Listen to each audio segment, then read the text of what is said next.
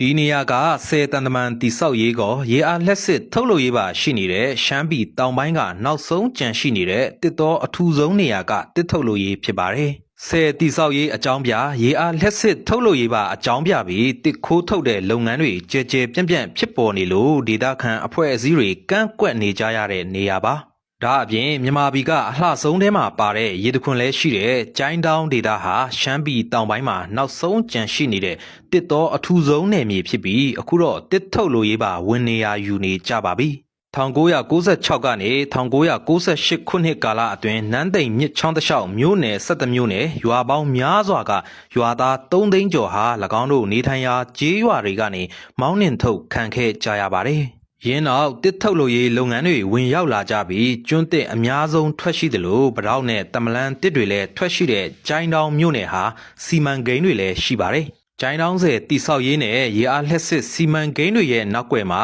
တစ်ထုတ်လို့ရေးလဲရောပါလာပြီးတစ်ထုတ်ဖို့ဆယ်ဆောက်တာလားလက်စစ်ထုတ်တာလားလို့တောင်မေးစရာဖြစ်လာနေပါတယ်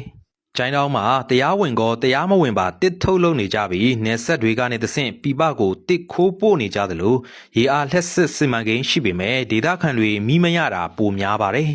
ဆိုတော့အခုလိုပဲမြန်မာပြည်သူတွေတောင်မမြင်ဖူးတော့တဲ့ကျွန်းတစ်လုံးကြီးတွေကိုအစုလိုက်ခုတ်ယူရှင်းလင်းနေကြတာကြောင့်တချို့နေရာတွေမှာတောင်ကတုံးတွေဖြစ်လာနေကြပါပြီ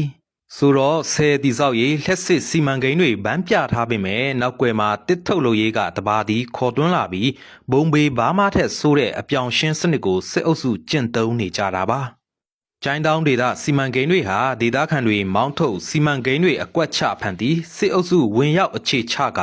နောက်ွယ်မှာတော့အဖိုးတန်တစ်တွေတဘာဝပတ်ဝန်းကျင်ကိုကုတ်သွေးဆုပ်နေတဲ့စံပြနေရဖြစ်လာနေပါတယ်